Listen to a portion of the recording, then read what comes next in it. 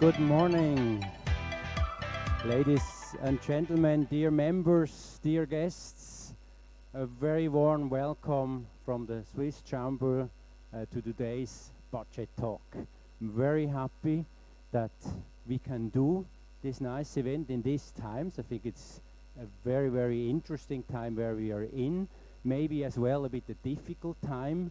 And with all the news getting from left and right, I think it's certainly a very good thing that we can come together as well and to discuss the one or the other thing.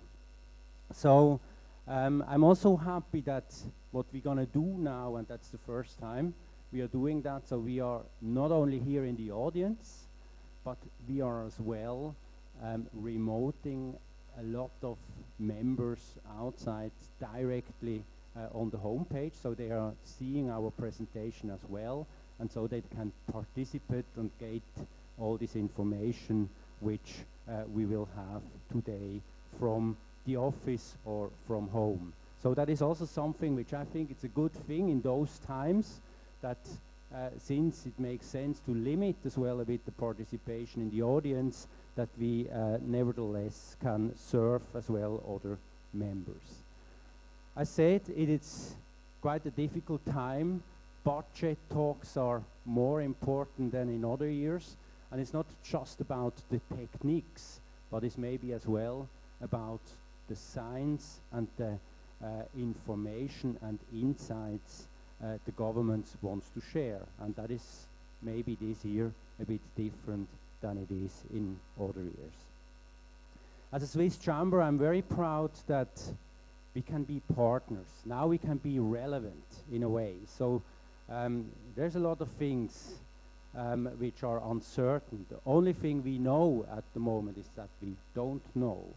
And that is also the time where we want to be close, where we want to be a community, where we want to serve information, where we want to give guidance, and I think that is as well kind of a duty of a chamber, like we are next to all the social and nice aspect which we have as well. So therefore I thought it was good to have, and we got good feedback from you, thank you very much as well, for the advisory coronavirus. That is something we did just as well to provide you with information.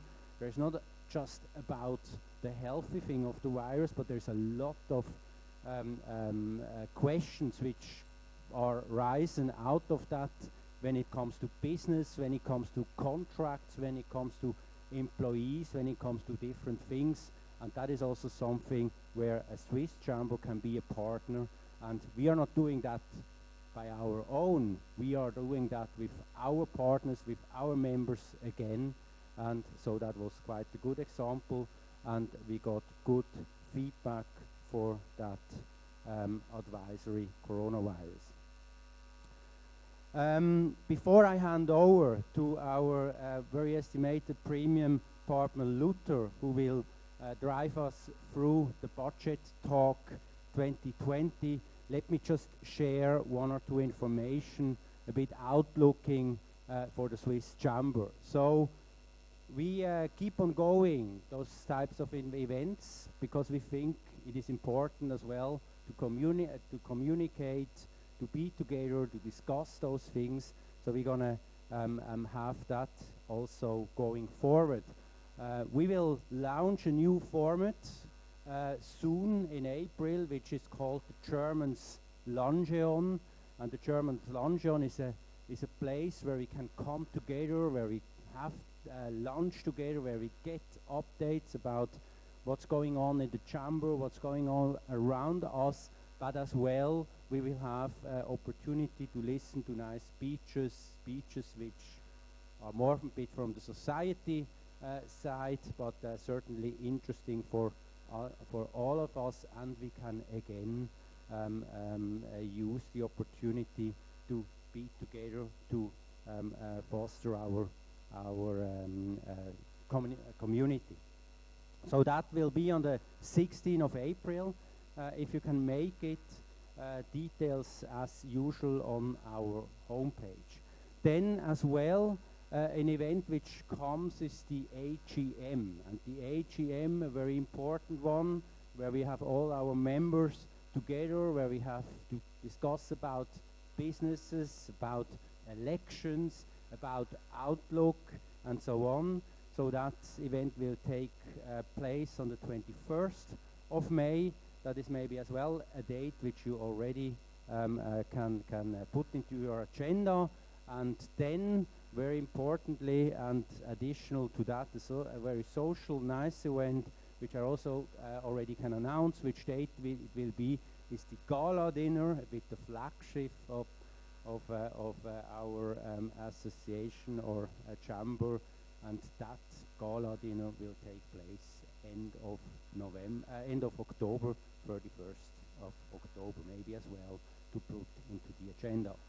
Voila, this my thoughts and my informations. I'm very happy now to hand over to our premium partner Luther, where we're gonna hear from David, and we're gonna hear as well from Sebastian about the budget talk and all the insights and how we need to interpret that. Thank you very much. The stage is yours. Thank you, David.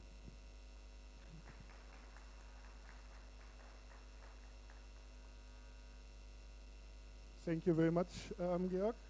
Also a warm welcome from me to all of you. It's amazing how many people actually made the way up here in the current times where I've heard of many people who say we're not going to go out, we're just going to stay at home. Obviously, the Swiss community is still quite okay with going out and meeting other people, which is nice to see.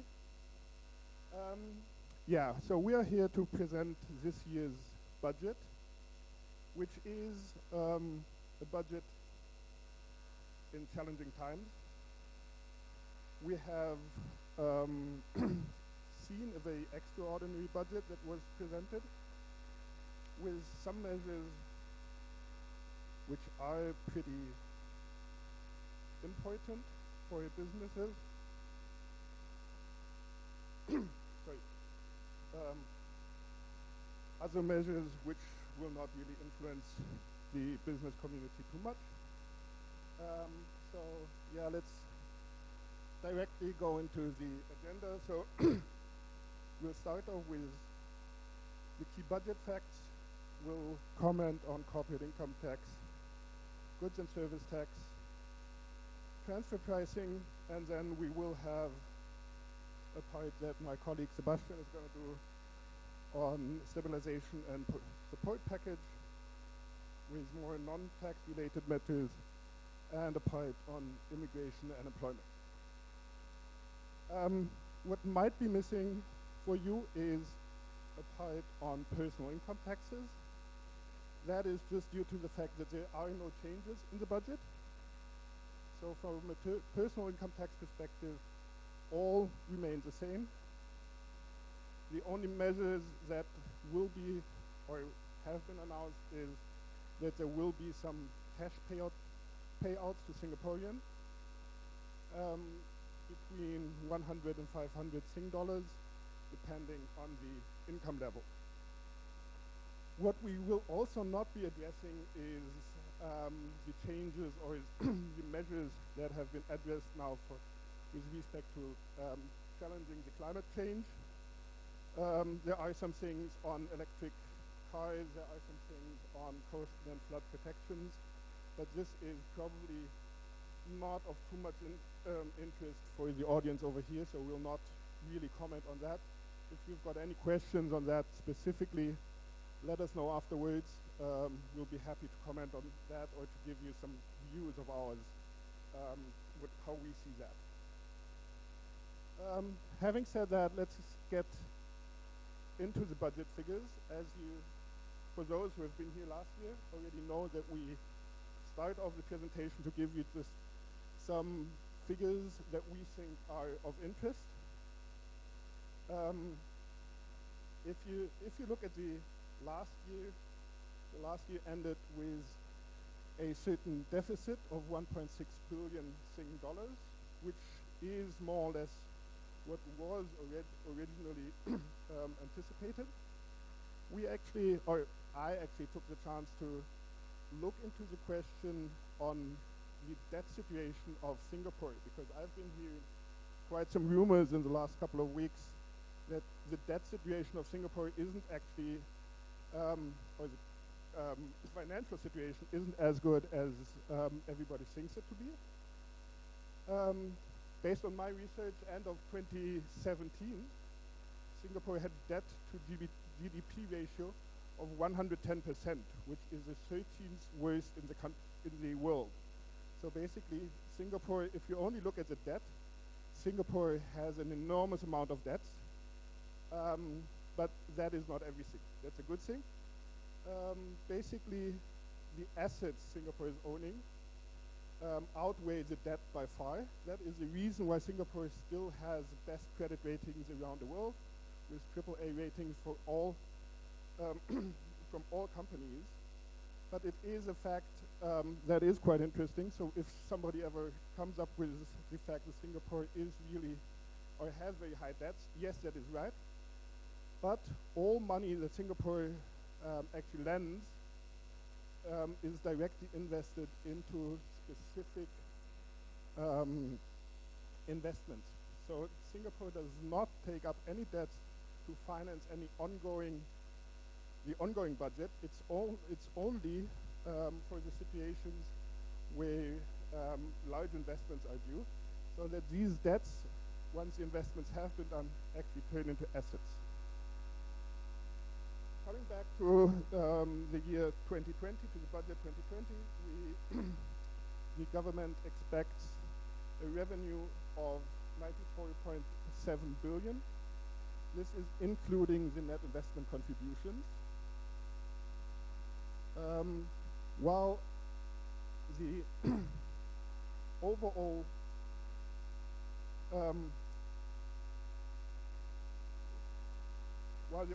spending is going to be is planned to be 83.6 billion. You see here the fact that we have mentioned that there is a deficit of 10.9 billion in the budget. That is due to the fact that this does not consider the net investment return contributions. We will have a breakdown of that on the following slides. If we assume a deficit of 10.9 billion, this is the highest deficit ever, even higher than the deficit Singapore had when the financial crisis was on. And it would resemble a 2.1% of Singapore's gross domestic production. The Ministry of Trade and Industry has downgraded the domestic production forecast for the year 2020. Originally, they were assuming a increase between 0.5 and 2.5%. That has been now been downgraded to minus 0.5 to 1.5%. But these figures are still very much depending on the question how this overall situation is going to be developing in the next coming years, next coming months, actually. So if we then look a bit more in detail into where does the money come from and where is the money going, this is always a very interesting chart for me. As you can see here, on the left-hand side, the by far, or the most money really comes from net investment return contributions, which are participations, assets Singapore owns, and where dividends, for example, and other returns are being paid from. Second in the row is then the corporate income tax, personal income tax. So all other things are then really more tax related. It's just the 18.6 billion which comes from the net investment return contributions, which is a bit extraordinary and what you wouldn't normally see in many budgets of other countries around the world. So this is the overview of the revenue. Let's also have a look at the overview of the expenditure. You will see here that the highest expenditure is for defense. So Singapore spends over 15 billion Singapore dollars for its defense. It is a raise of 3.2%, which is quite substantial, especially in the current times.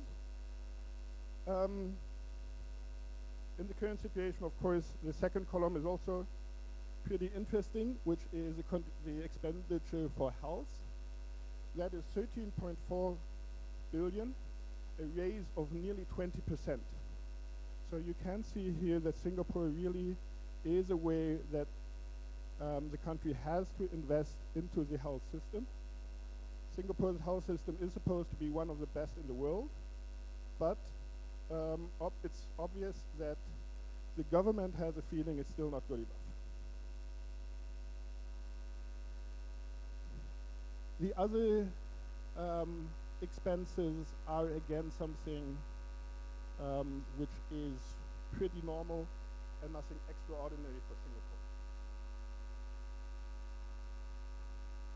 Are there any questions on these figures, on these numbers, or shall we now try to move more into the actual technical changes that will come up?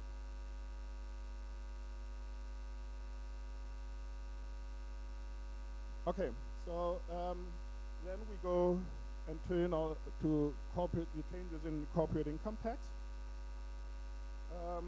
Just a short overview of what we've planned here is, as the last years, we'll start off with a short comparison of the tax rates with certain countries. We will then come to the changes. I will not go into detail in all these things because many of them are very, very technical. Many of them might not be of relevance for your business.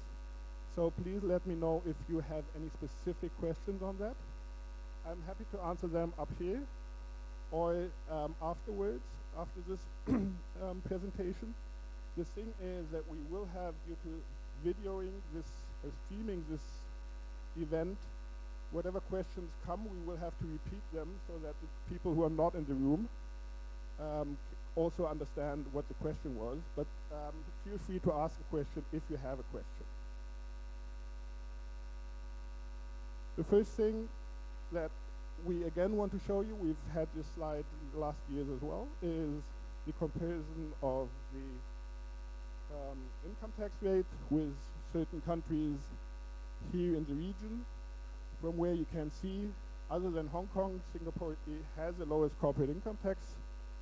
I'm not sure of how many of you actually read the news or heard the news of the Hong Kong budget yesterday. They also published a rather extraordinary budget yesterday, not officially, from what I heard, reducing the tax rate, but for example, paying all people living in Hong Kong 10,000 Hong Kong dollars without getting or having to do anything for that. So that is what economics call helicopter money, where you just throw money to the people and hope that the people use this money, go by, and by that actually then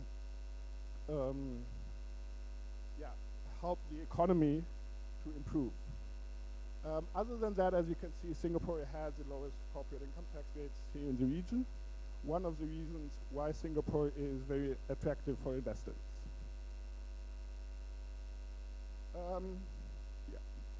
Now, coming to the technical part, we'll start with the rebates and installments.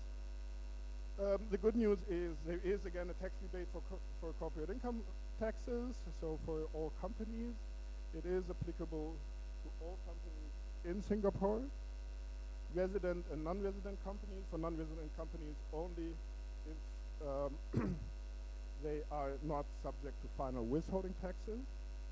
The rebate is 25% of the tax payable for the year 2019, so for the year of assessment 2020. We will be changing a bit between calendar year and year of assessment during this presentation. If we talk about the year of assessment, that the year of assessment 2020 is the calendar year 2019, because the taxes for the year 2019 are being assessed in the year 2020. That's why from a technical perspective, we are talking about the year of assessment 2020, meaning the calendar year 2019. Yeah, so the corporate tax rebate is 25%, subject to a cap at 15,000 Sing dollars. Just as a comparison, last year the cap, there was a rebate of 20%, capped at 10,000. So this is slightly higher than what we had last year. An interesting thing for many companies may be the changes actually in the installments. If you are on an installment plan to pay your taxes, the government grants you 2 additional months of interest-free installments that have or that can be made. So basically, if you file your estimated chargeable income, many companies then have agreed on an installment plan between which gives them between 6 and 10 months to actually pay these taxes in future.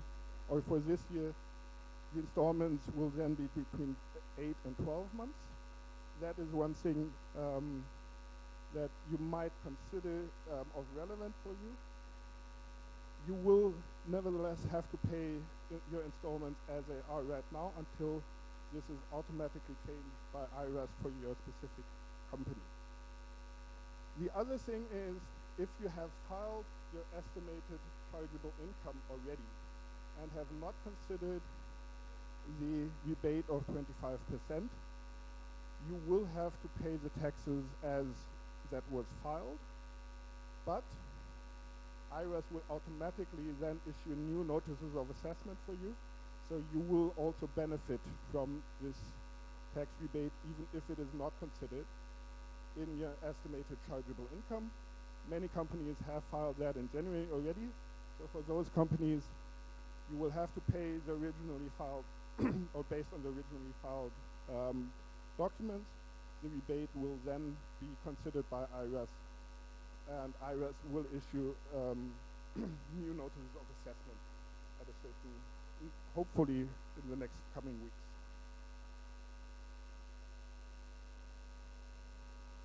The next thing I was just very briefly gonna speak on is the property tax rebates that are applicable to certain businesses, especially focusing on hotels, service department, cruise and ferry terminals, and events and exhibition centers. So this is actually a rebate of property taxes for those companies or businesses that have been affected most by the missing guests from outside Singapore, and there is quite a substantial fall in revenue for these businesses. So the idea is to help them cope with the current situation by actually giving them some reduction on the property tax side. The next slide is briefly want to give you some background on a carry-back relief. Carry-back relief actually means that if you've got losses or capital allowances and you're not in a tax-paying position due to the overall taxable or income situation of your company, you are allowed to carry back these losses and capital allowances. Normally, this can only be carried back for 1 year. So any losses for the calendar year 2019, year of assessment 2020, can only be carried back to the calendar year 2018 or year of assessment 2019. Now the government changes this that you can actually carry that back for 3 years instead of for 1 year. But unfortunately, there's still a cap of 100,000 Sing dollars. So basically, you can only carry back the 100,000 Sing dollars. You're not allowed to carry back anymore. And this whole carry back relief is makes practically only sense in one specific situation, and that is the situation where you actually are in a loss position in the calendar year 2019, and you were in a profitable or a tax-paying position for the years 16, 17, 18. Only in this specific situation, this carryback relief helps you right now. And as I said, is capped at 100,000 Sing dollars, so the tax effect for you is maximum 17,000 Sing dollars. For all other companies that are not that do not have any losses in 2019 or were not profitable in the years 16 to 18, this carryback relief will not help at all.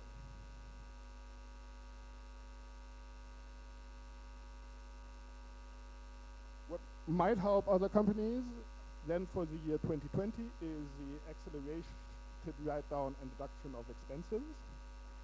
Again, this is a measure, a short-term measure to help businesses manage their cash flow better.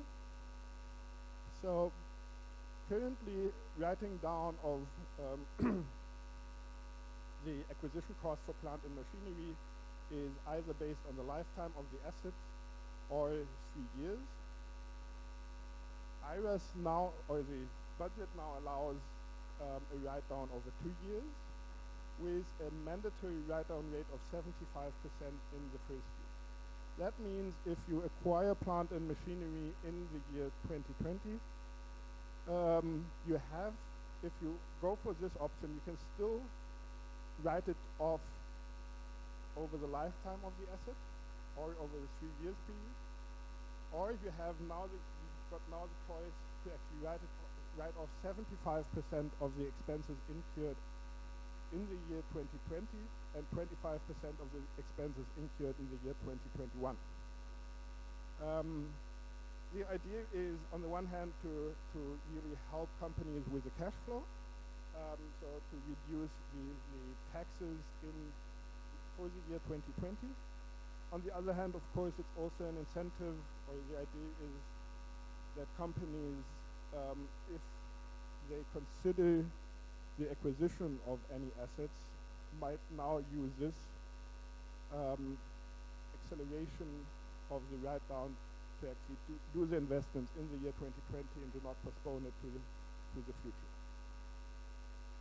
A similar write-off or deduction of expenses is possible for renovation and refurbishment.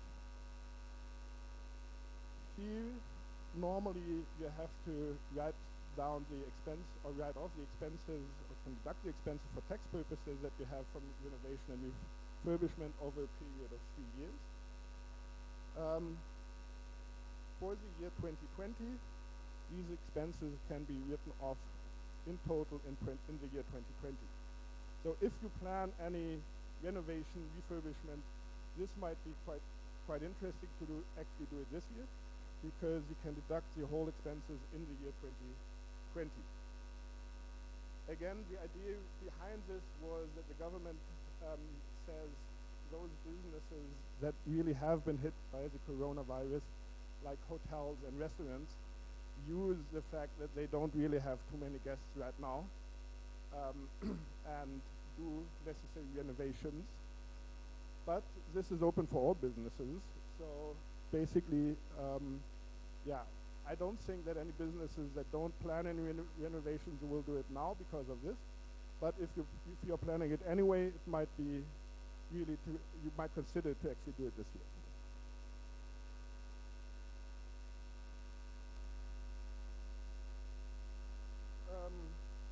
We are now actually coming to a couple of things where there are certain incentives that were supposed to end in the year 2020, where the government thought that it makes sense to extend the term of these tax incentives. Some of them then have been slightly changed in this budget. Some of them are just remain the same and just have been extended. So one of those is the double tax deduction for expenses of internationalization. Basically, you are able, subject to certain conditions, there is a certain local shareholding percentage that you have to meet to be able to benefit from the double tax deduction on internationalization.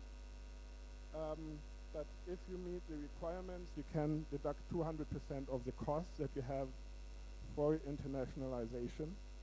That is limited to expenses such as business development trips, overseas investment study trips, or missions, participation in overseas trade fairs, participation also in approved local trade fairs. So if you have expenses on that due to the plans to go international, there are possibilities to get a 200% tax deduction of qualifying expenses.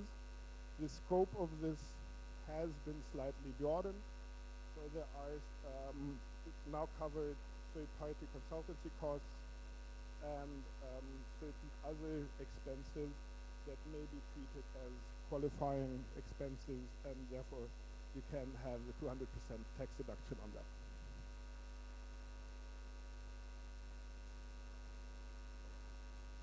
The next scheme that has been extended is the merger and acquisition scheme. Many people will probably be surprised that there is a merger and acquisition scheme that allows you to deduct certain expenses on acquisitions. The reason why many people haven't heard of that before is that to benefit from this scheme, you must be a Singapore company, or if you belong to a group of companies, the ultimate holding company must be a local Singaporean company.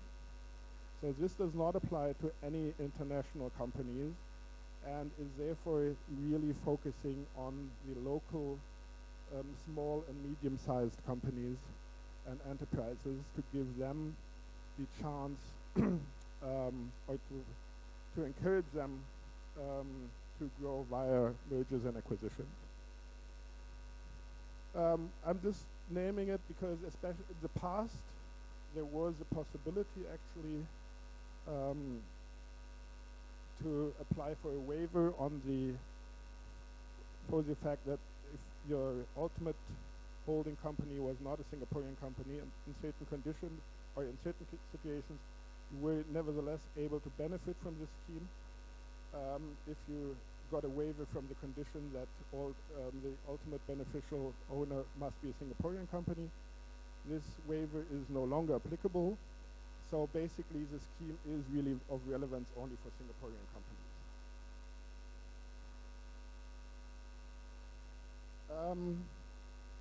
Gains on shares, safe harbor. This is probably something few of you have ever heard about, because basically everybody knows that capital gains in Singapore are not subject to taxes. And everybody always thinks that whenever they have gains from the disposal of shares, that this is a capital gain and therefore not subject to taxes. This is only half of the truth. If you are, for example, an investment holding company and your business is selling and purchasing of shares, a gain that you incur from the disposal of these shares is subject to taxes in Singapore, because that is then treated as trading income. And for those companies, there is this specific rule that if you fulfill certain shareholding requirements, even though the income is treated as a trading income, the income is not subject to taxes in Singapore. Again, very, very specific rule. If somebody has questions on that, might be worth having a one-on-one discussion on that, because that would become very, very technical on when this is applicable and how you can actually use it for your business. Streamlining capital allowance claims is something again questionable on for how many businesses this actually has changes or will mean changes. This is basically just the idea is to make it easier for the businesses to decide the years of your annual allowances for tax purposes. So currently there are the annual allowance can be 5, 6 8, 10, 12, 16 years. In future, the idea is to only have 3 different categories, 6, 12, and 16 years for the writing down of your working life of plant and machinery.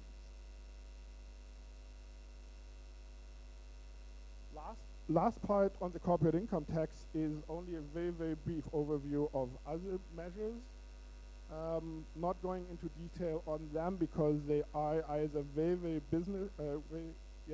industry specific, or are just things where we really think they don't really have too much influence for the vast majority of the companies here. Maybe what is worth mentioning is the second point from the top. Expenses funded by grants received from 2021 will no longer be tax deductible. So far, there is a more or less a double deduction for companies, or a double benefit for companies getting grants from the government. So on the one hand, you get a grant for the acquisition of certain assets. On the other hand, you have a tax deduction, for example, a capital allowances or something like that.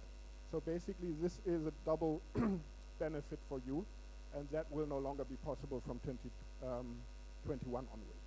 So if you, from 2021 onwards, you will really have to keep track of assets purchased with government grants, and you will not be allowed to have any tax deductions on these assets.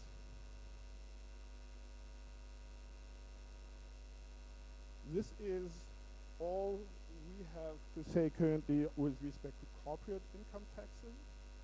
So are there any questions on this part? Otherwise, I'll briefly go into the other 2 tax-related topics that we have. Yeah.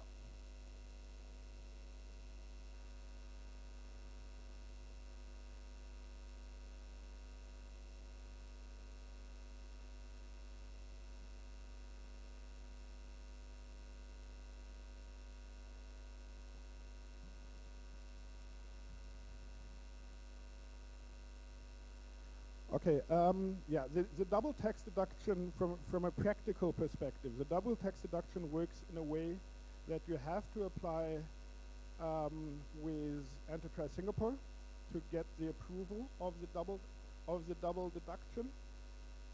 The only exemption you have that expenses up to 150,000 Sing dollars, you don't need the upfront approval from Enterprise Singapore to claim the double deduction. So if you have expenses of more than 150,000 Sing dollars, you need to get an upfront approval from Enterprise Singapore or the Singapore Tourism Board that you are allowed to claim the deduction. For expenses below 150,000, you can claim that anyway, but it's still going to be subject to the approval, then the retroactive approval from Enterprise Singapore or the Singapore Tourism Board to actually get this deduction for tax purposes.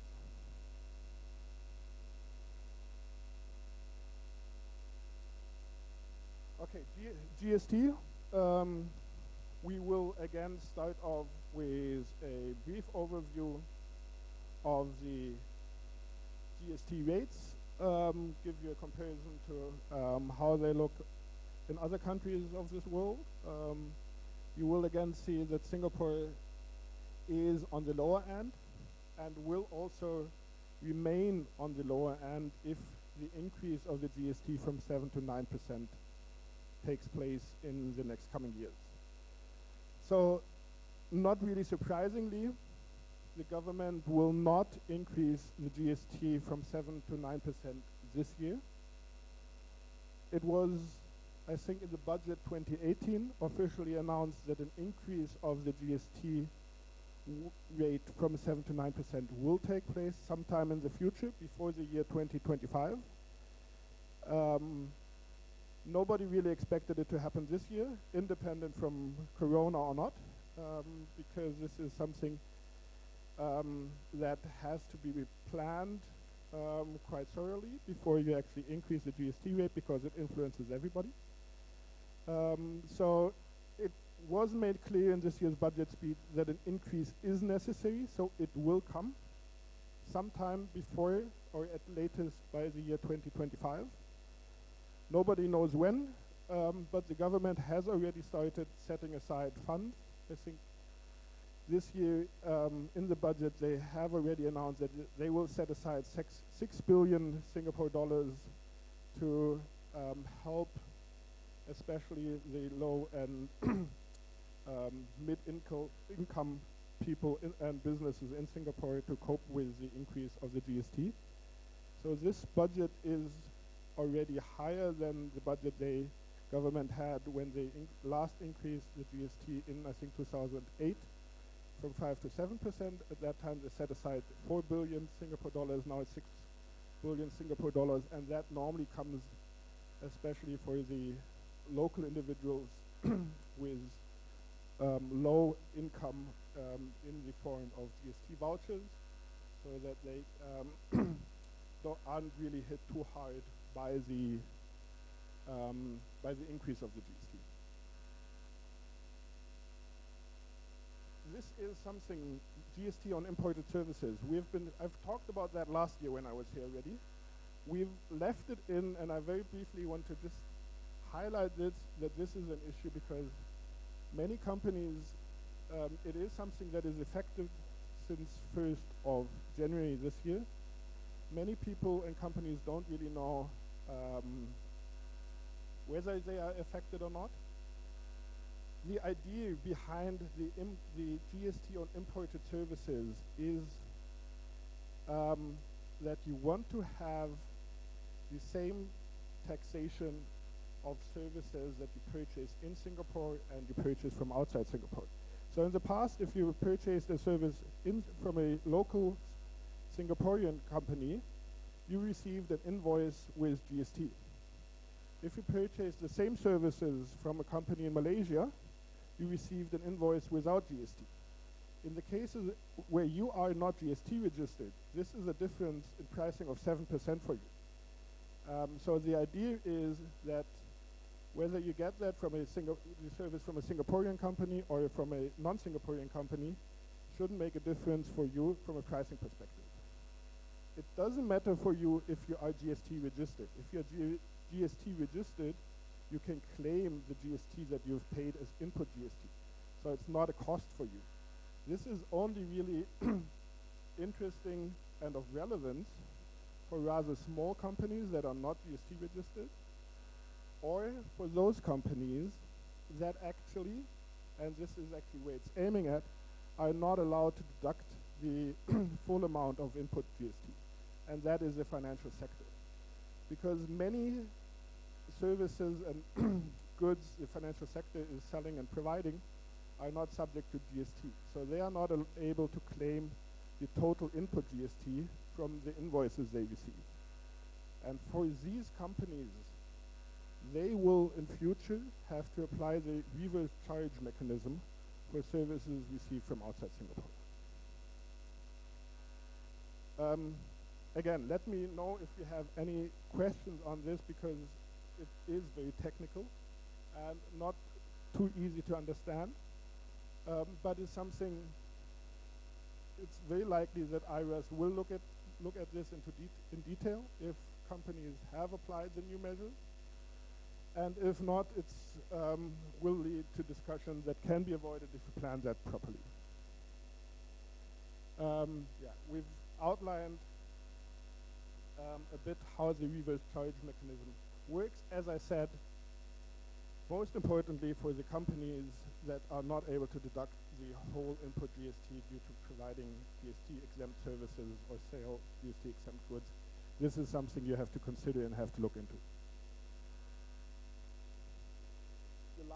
The last thing on imported services is, but that is more for non-Singaporean companies, that if you provide digital services to end consumers in Singapore, you will be required to register for GST in Singapore if your annual global turnover exceeds 1 million Singapore dollars, or the sales volumes for digital services to consumers in Singapore is 100,000.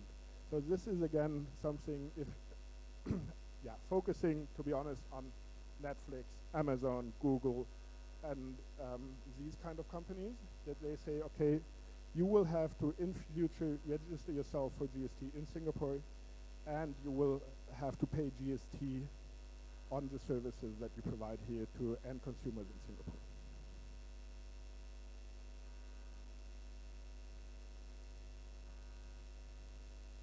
Yeah. Yeah.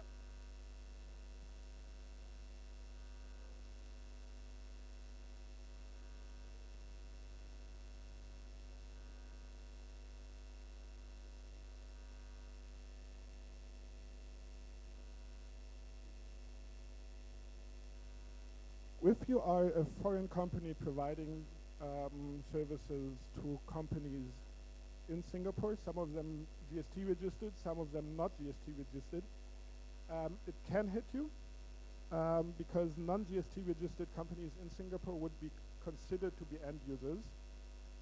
So if you exceed these amounts, then yes, you will have to register for GST in Singapore.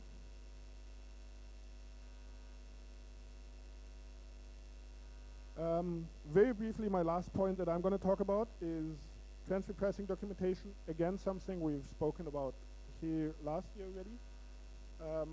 Something that the large multinationals all, or for them it's a standard topic. They have this topic all around the world, that they are required to prepare transfer pricing documentations, actually outlining the interaction they have with related companies.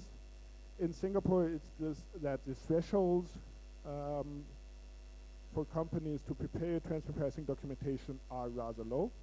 So basically, if you have a turnover of more than 10 million Singapore dollars and do not fall under certain thresholds with respect to your related party transactions, you have to prepare a proper transfer pricing documentation.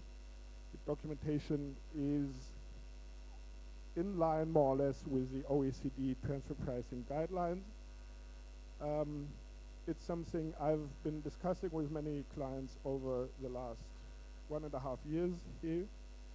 And there are really a number of companies that now have to prepare the transfer pricing documentation for Singapore only, just because of the fact that the thresholds are pretty low. Actually, should you have subsidiaries in Indonesia, the thresholds in Indonesia are even lower. So also in these cases, you might have to prepare transfer pricing documentation. As I said, pretty much similar to the guidelines the OECD has published on how a transfer pricing documentation should look like. If you've got, again, questions on that, let me know. We can definitely have a discussion on that later. Otherwise, yeah, let me know if you've got any further questions. If not, then I'll just hand over to Sebastian for the non-tax related matters that might, for some of you, be more interesting than the tax related matters. Yeah, thank you very much, David. So good morning and a very warm welcome also from my side. My name is Sebastian, and just like David, I work as a lawyer with Luther here in Singapore. I have the pleasure of walking you today through some non-tax related matters. They are a bit tax related, but not too much. The first thing we are going to look at is the so-called stabilization and support package. Afterwards, we will talk about some of the recent developments in the immigration sector. And finally, I will also comment on some considerations that employers now have to take into account in light of the current corona situation.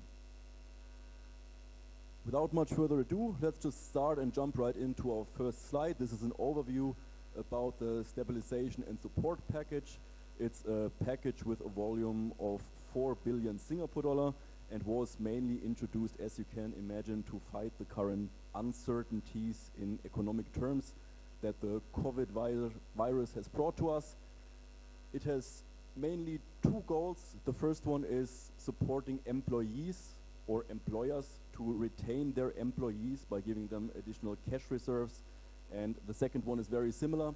the goal is also to provide companies with additional cash to finance their daily needs. So in particular, we will look at the job support scheme, the wage credit scheme, the enterprise financing scheme, and it shall not go without saying that there are also some additional measures being taken to support such individual industry sectors which are in particular affected by the coronavirus. As you can see, and as you have also read in the news, this is, for example, the tourism industry, the aviation industry, retail, food service, transport services. But we will not get lost in details today. We will focus on the three big points, the three big schemes that are here on the slides. And yeah, as David said before, if you have any question afterwards, there's always the possibility to reach out to us via email or to give us a call.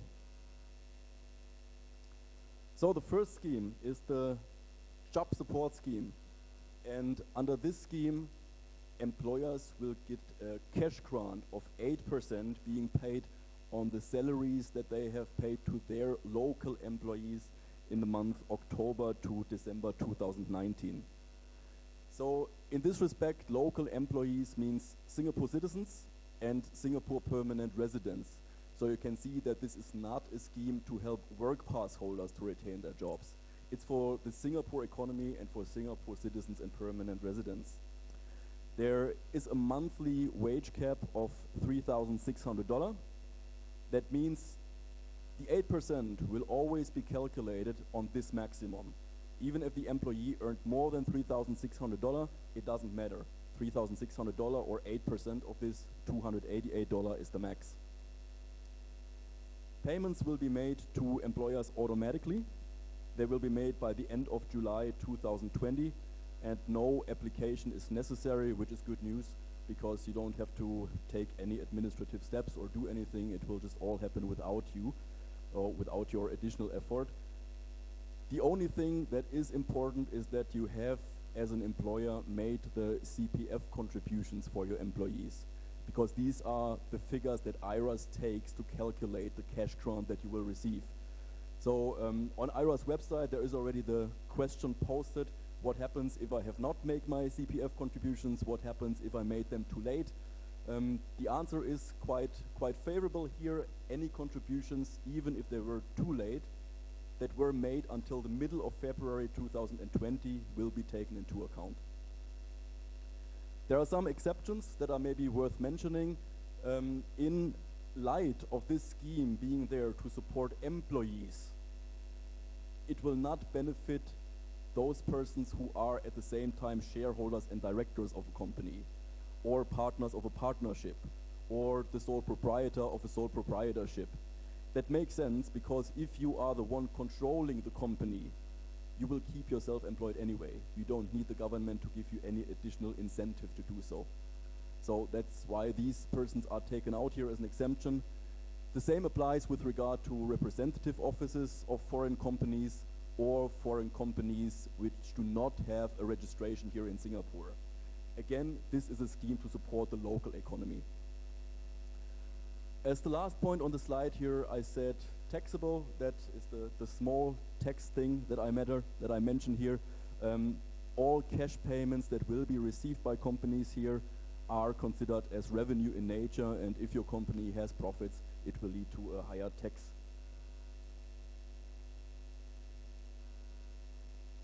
Here we see a small example. I'm not going into it into too much detail because basically it is just there to illustrate how the wage ceiling works.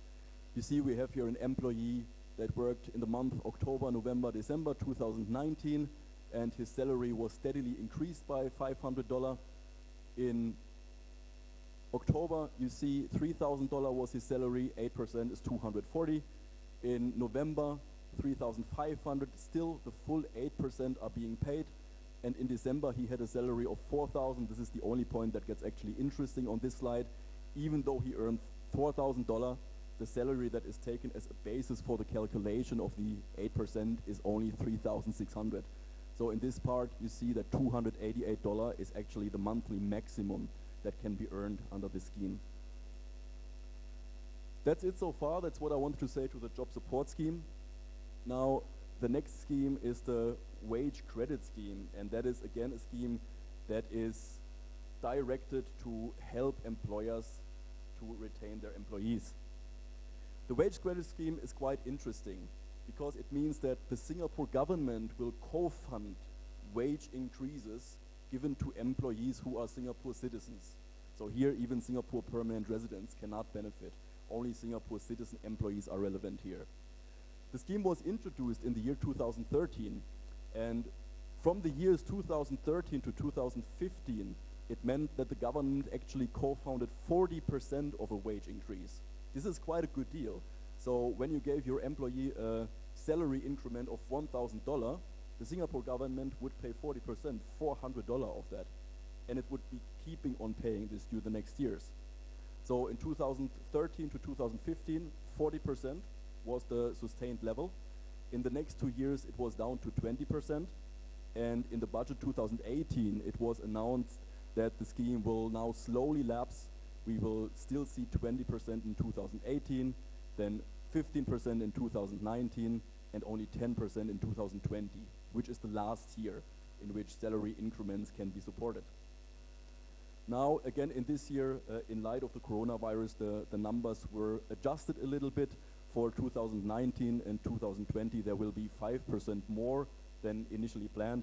So we will still have 20% in the year 2019 and 15% instead of 10 for 2020. Just like with regard to the job support scheme, there is also a wage ceiling here. Before, that ceiling was at $4,000, now it is at $5,000, which means basically that salary increments are only relevant up to $5,000. So the government says if you have an employee who already earns more than $5,000, then we are here in a range of financial stability where we do not really need to support you anymore. The, again, interesting point for you is that there is no action to be taken. In order to benefit from this, payouts are automatically. They will happen in March of 2020 for the year 2019. Of course, then still with the old rate of 15%. But if everything goes as planned, then you will receive a letter before September 2020, and you will receive the additional payout of another 5%. Also, money received here is revenue in nature and hence taxable. So on the next slide, you see also an example for a calculation. And here the main important, or the main thing that I would like to show you is actually how these wage increments add up. We have an employee here who got a salary increase of $100 in each of the years, 2017 to 2020. And so if we look at the year 2019 now, we see that the 15% or 20% is calculated on a wage increase of $300, not only $100. So what was increased in 2017 and 2018 and sustained in the following years is still being supported, which is very good. You see the maximum payment here in 2020. If we talk about a salary increase of $400, then to be taken into account with 15% is $60 a month.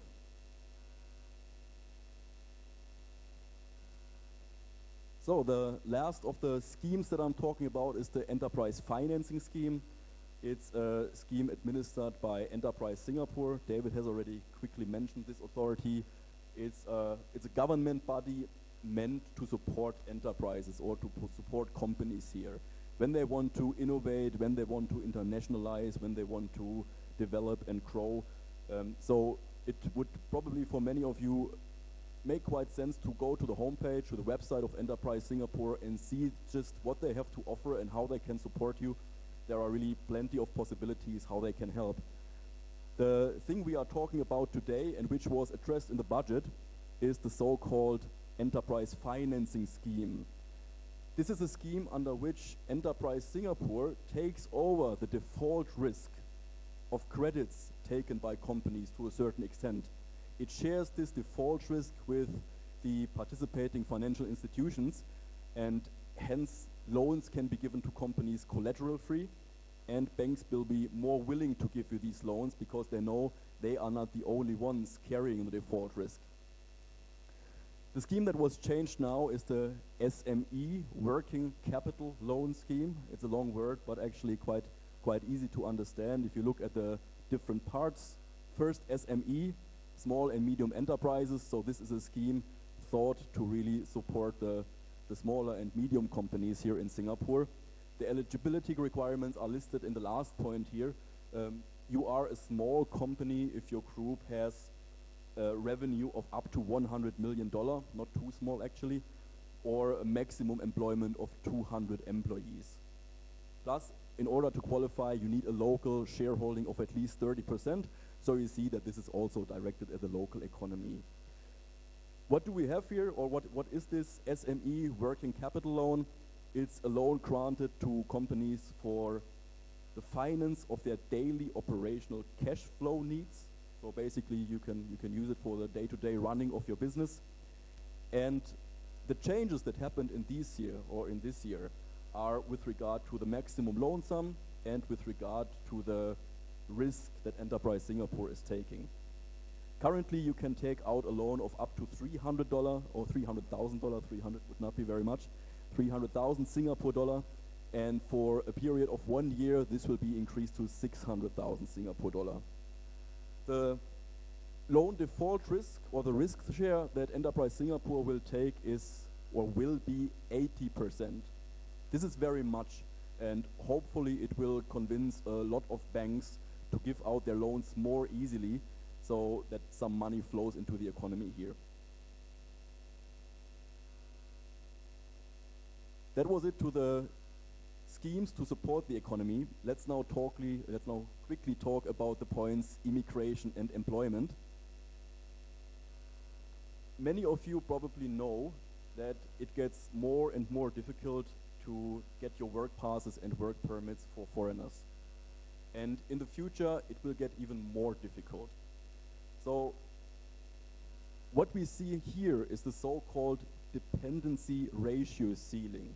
Complicated word, let's just stick with quota for now, because I think this is what all of you have heard about. There is a strict quota applicable to holders of S passes and holders of work permits. Just to put that into perspective, basically if you get your foreign employees to come to Singapore, there are 3 categories of passes or permits that you can apply for. The first one is the employment pass, which you all know. You need a salary of $3,600, probably university education. There is no fixed quota with regard to employment passes. The government says we want to see in the best case scenario of ratio of 2 to 1, meaning 2 local employees, 1 employment pass holder, but there is still a lot of leeway, and we even see companies that have 5 employment pass holders and no local at all in the beginning stage. Later you will definitely need local employees. S-Pass holders are foreign employees with a minimum salary of $2,400 per month, and also with some kind of proper professional education, a degree or a diploma, which needs at least 1 year of university time. Work permit holders are the foreign employees which are in the bit lower skilled category. There is no minimum salary, and they are only accepted from certain source countries here. And if we are talking about quota, then we are only talking about S-Pass holders and work permit holders. These are the ones who are considered here as foreign workers and subject to these quota requirements. In the table here, just for your overview, you see the 5 sectors that are affected by these quotas: services, manufacturing, construction, process, and marine shipyard. For the construction service and process, for the construction sector and process sector, as well as for the marine shipyard sector, the quotas are still very high, as these sectors rely heavily on foreign manpower, almost 90% at the highest. Manufacturing is still at 60 and services at 38. Here nothing happened in this year, but it was already announced in the budget of last year that the services quota will be reduced to 35% starting from January 2021. What was now announced in this year's budget is a reduction of the S-Pass quota.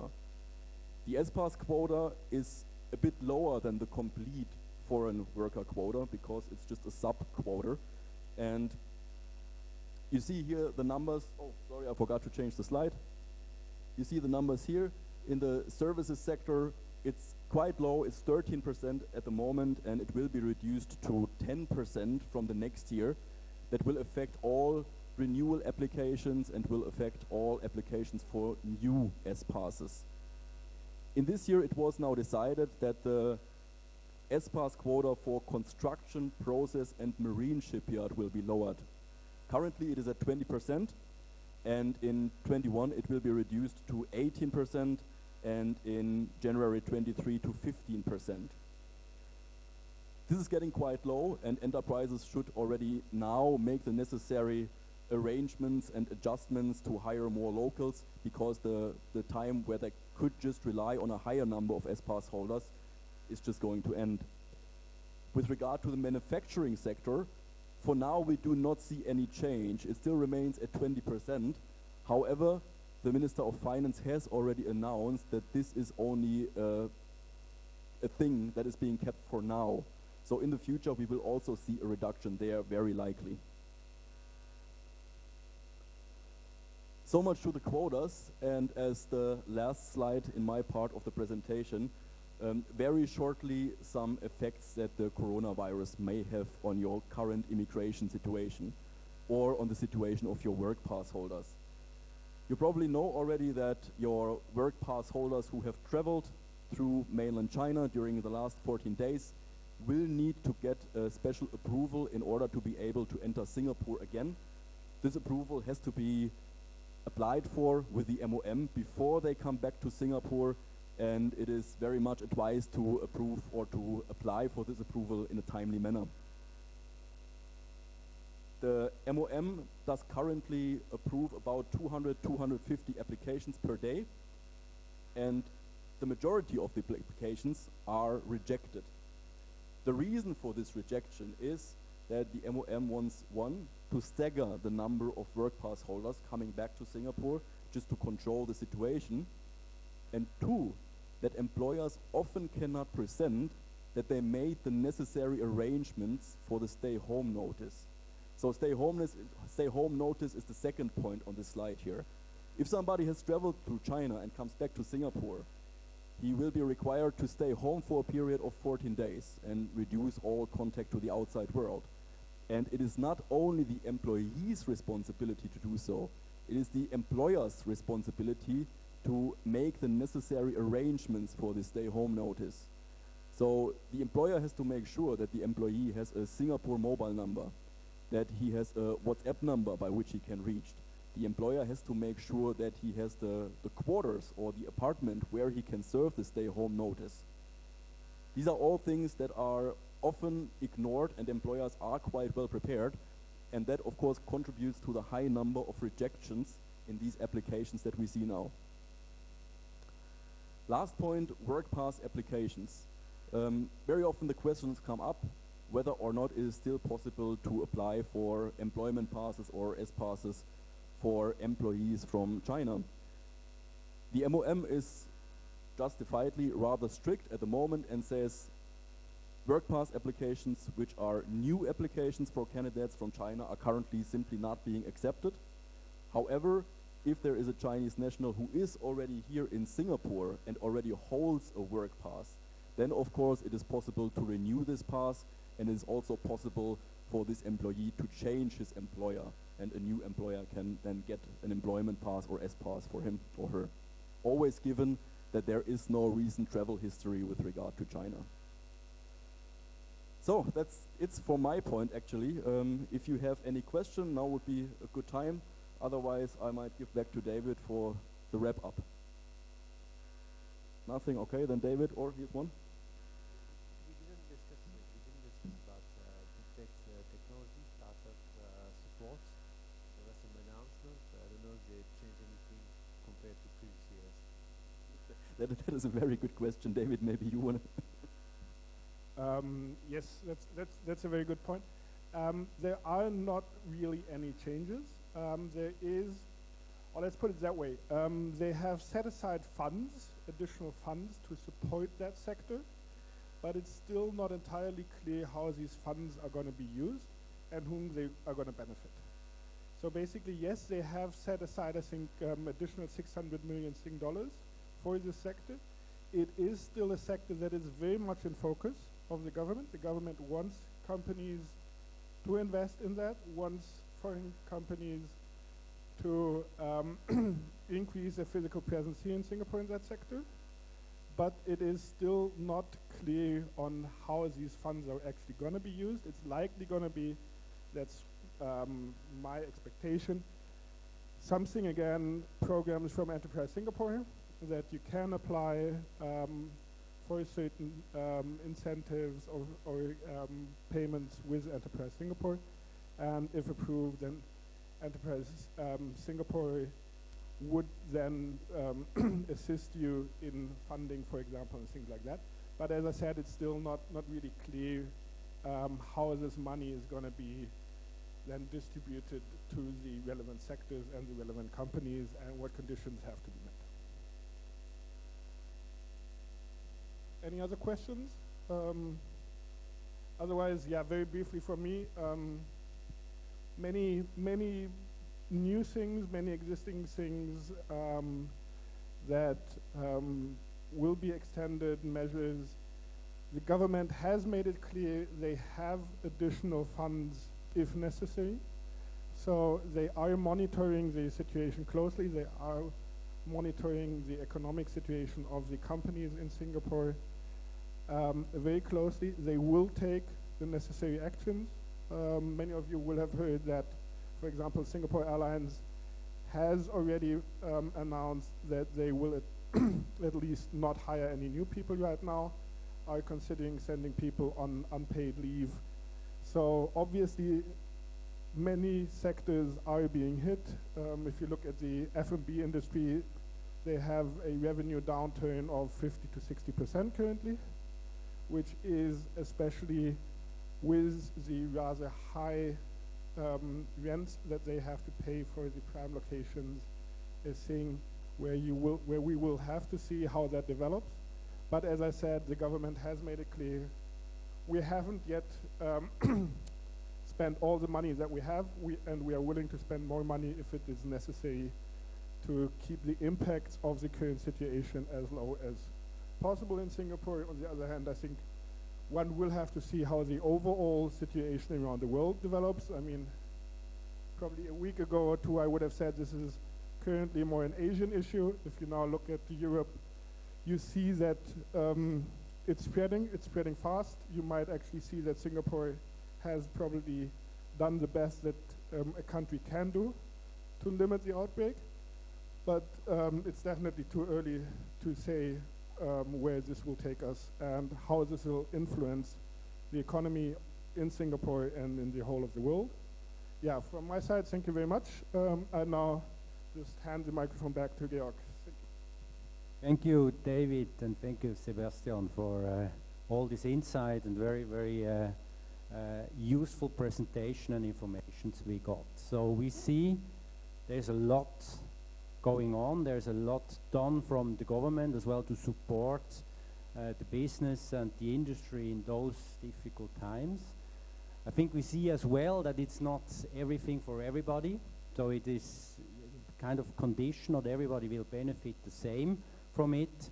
And we see it is also certainly not very easy to understand. There is kind of a complexity in that whole program, and that's exactly that why I'm so happy to have partners like Luther in our chamber who can advise, who can support and present all these themes. Thank you very much for that.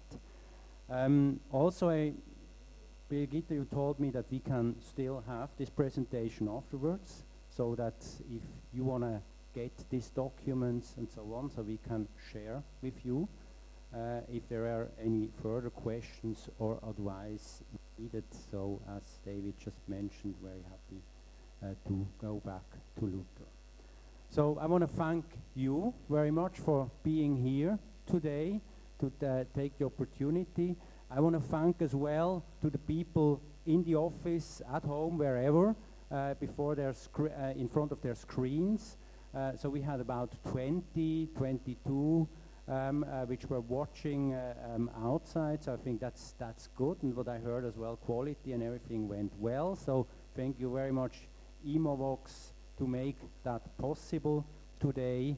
I wish you all the best in those difficult times, and encourage you to still come to our events and share our thoughts, the community. Thank you very much for being here. Thank you.